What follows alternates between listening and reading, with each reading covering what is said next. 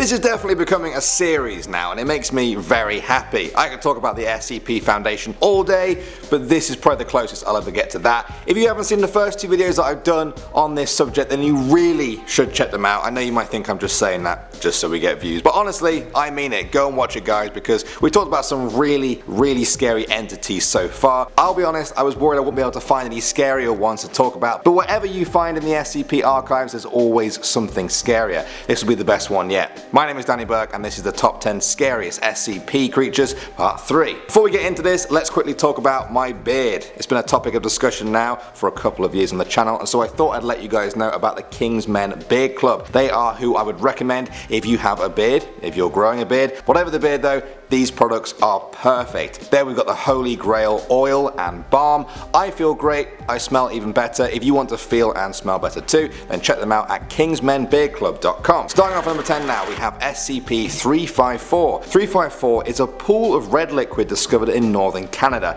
Its consistency is similar to human blood, giving it the nickname of Blood Pond. Tests have shown though that the pool is not of biological nature. So far, a bottom to the pool has not been found. A zone has been constructed around it to protect the public, known as Area 354. In this area, the Foundation has observed entities emerging from the pool and attempting to escape from the enclosure. Almost every creature has been extremely hostile and highly dangerous. It's rumored that 354 was first discovered by survivors of a plane crash in the area who happened upon it by chance. 354 has already developed into a local urban legend long before the Foundation discovered and contained it. So far, they have been largely successful in containing the creatures that emerged from the pool and have only lost a few personnel.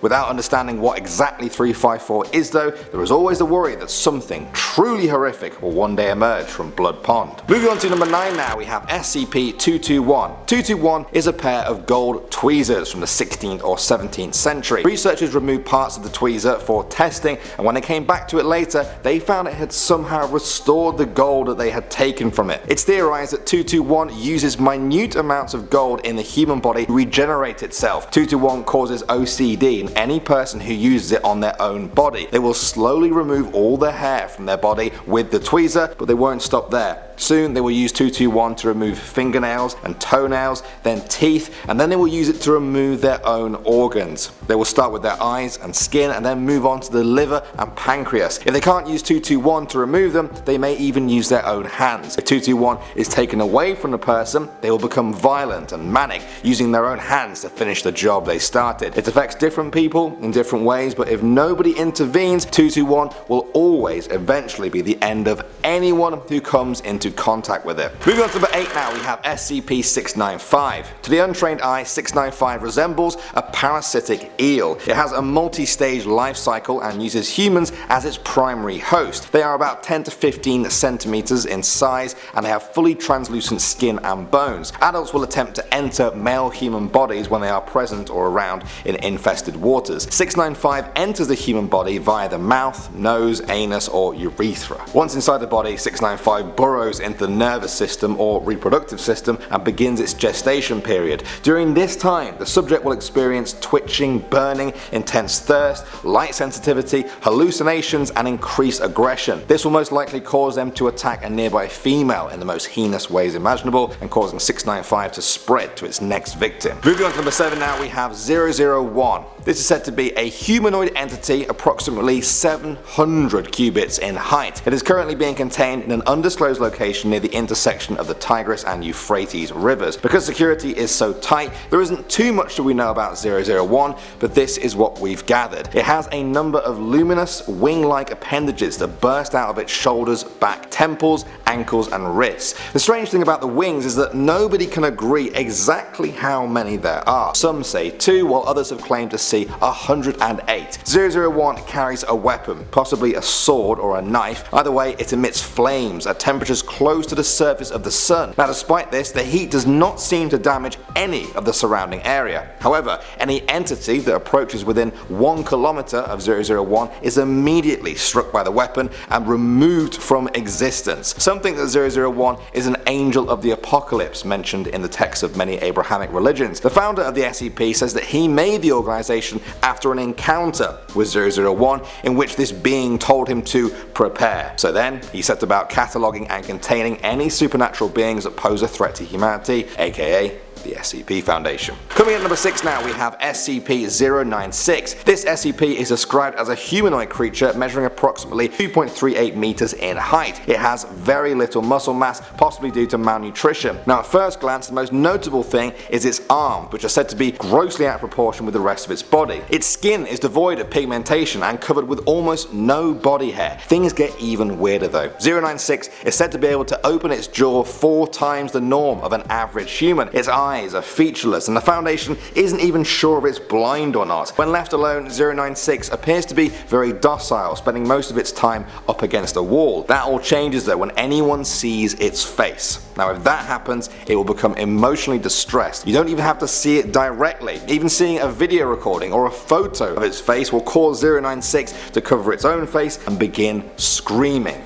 crying and babbling incoherently. It will then begin running to the person who saw it and won't stop until it finds them and kills them. So far, it has a 100% success rate. After the killing, 096 will sit down, calm down, and become docile once again. Next up at number 5 now, we have SCP-555. 555 is a metal cylinder with rounded ends, 1.25 centimeters and 8 centimeters long, similar to a magnet commonly fed to cattle to prevent disease. It emits a mysterious energy field which seems to attract dead human tissue. This includes hair separated from the body, corpses, shed skin cells, and in some extreme cases, layers of skin. 555 attracts dead human tissue with a greater force if there is more dead human tissue around it. It was originally found in a cemetery in California. The Foundation was alerted to a possible SCP after a coffin due to be buried that day was pulled right out of the pallbearer's grip and landed on the grave of someone who died in 1948. It was found that all the surrounding coffins around that grave had been pulled towards the coffin with 555 inside, and it has been kept by the Foundation for study ever since. Moving on to number 4 now, we have SCP-895. 895 is an oak coffin.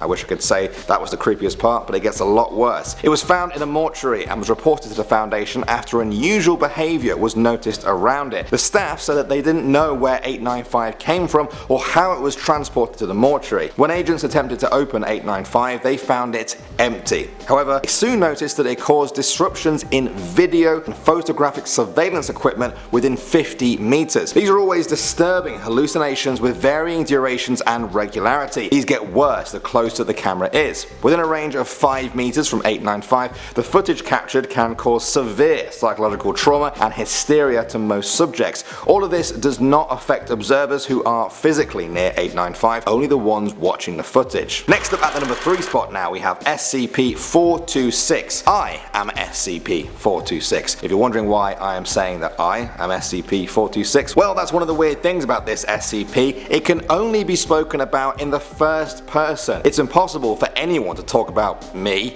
in the third person, as you can see right now. The strange thing is that I am just an ordinary toaster, able to toast bread when supplied with electricity. However, if a person is in the continuous presence of me for over 2 months, they begin to identify themselves as a toaster. Unless forcibly restrained, these people will ultimately harm themselves in their attempts to become an ordinary toaster. The SCP Foundation found me in a home where some of the family had died. I was given to them in a box with no card or no markings. The daughter of that family had died from electric discharge while trying to devour an electric socket. The mother was found dead after gorging herself on nearly 10 kilograms of bread before her stomach burst open and she died of internal bleeding. I was confiscated by the Foundation after police noted my unusual properties. Moving on to number 2 now, we have SCP-1959. 1959 is an unmarked Soviet spacesuit that is in continuous orbit around Earth. At first they thought it was an inanimate object, but then it appeared to be moving. The suit resembled a Soviet SK-1 model used in the Vostok program. It's in good condition except for the visor, which is badly damaged and completely misted over,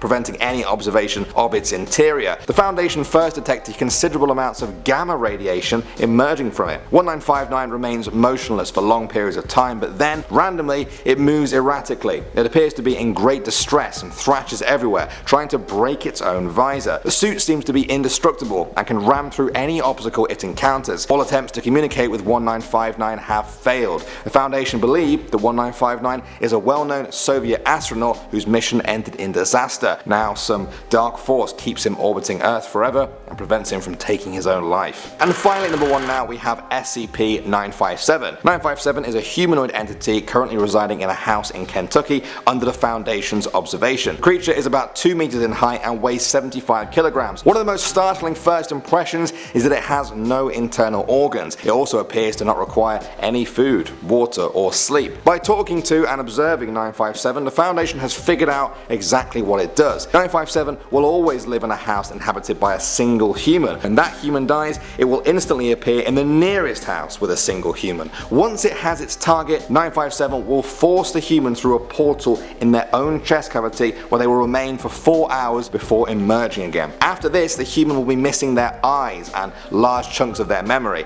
They will believe that they have been blind for all of their life and that 957 is actually just a close family member or friend. They will show affection for 957 but will never touch it. Once a month, they will then go into crowded areas and beg people for help. Once they get another person back to their house, 957 will reduce them to a pile of organs and then burn the rest of them in the fire. Then their life will continue for another month before they repeat the whole process again. Alright guys, well that is all I've got time for in this one. I'm so down to keep going with this series all the way up to like part 100. I wanted to go longer than Dumbest Tweets, to be honest, but it's up to you guys, so let me know if you want a part 4. Thanks for watching as always. My name is Daniel Burke and I will see you all in the next video.